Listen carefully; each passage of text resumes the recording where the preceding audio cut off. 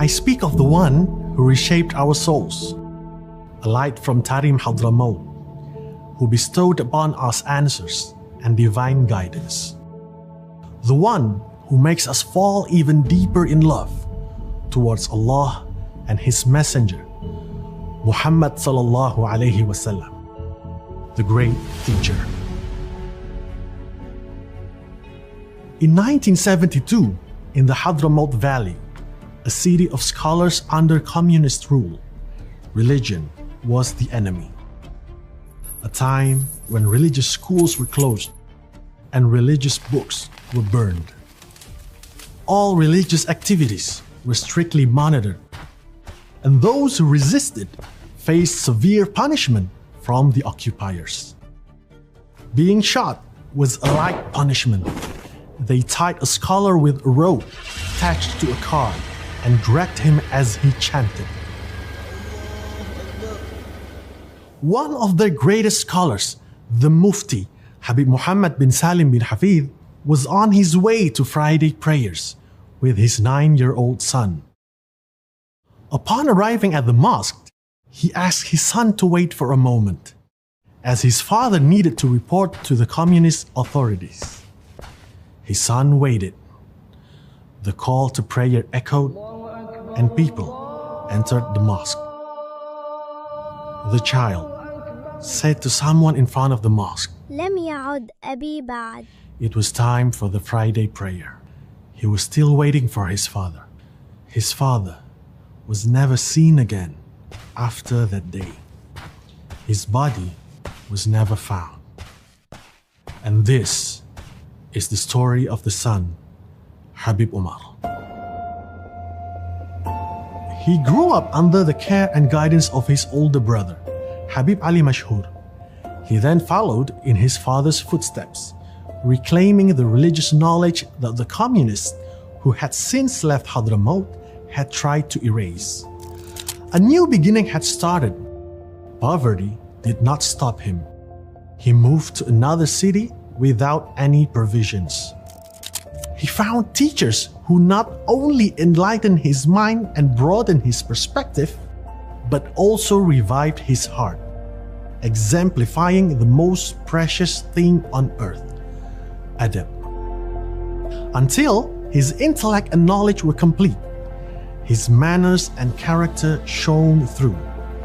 He became a lover of the Prophet Muhammad sallallahu alaihi wasallam. When you see him, you see that he strives to embody every detail about the Prophet found in the books of Hadith.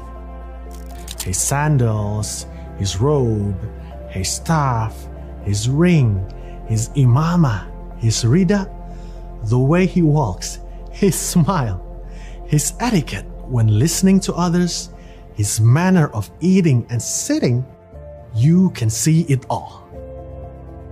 He idolizes the Prophet Muhammad sallallahu alaihi wasallam. His name became more widely known. He established a small educational institution called Darul Mustafa.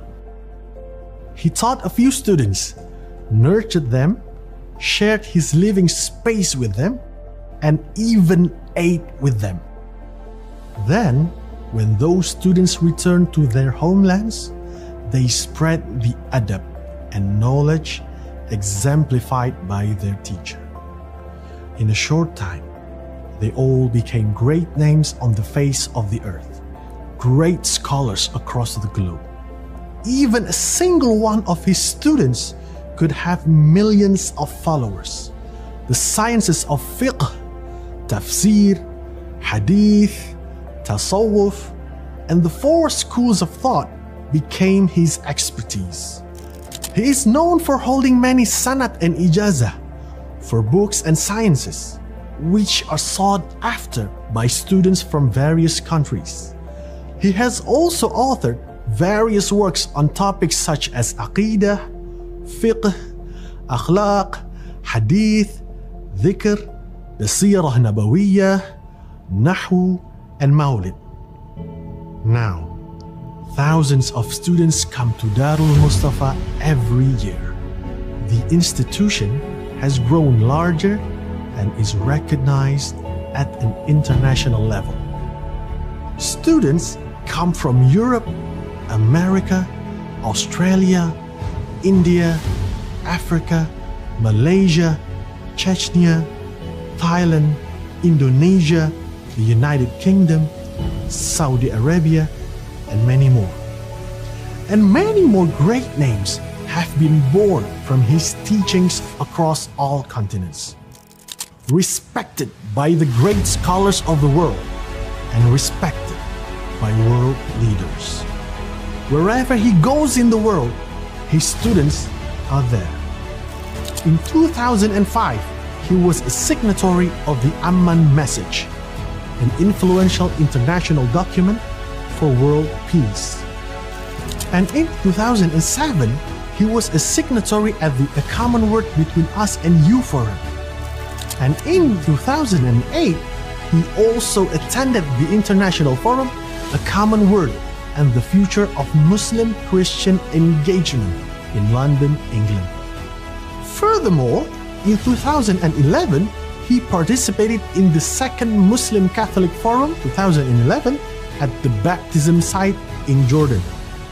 And in 2024, he was chosen as the most influential Muslim figure in the world in the 500 most influential Muslims released by the Royal Al-Bayt Institute in Jordan.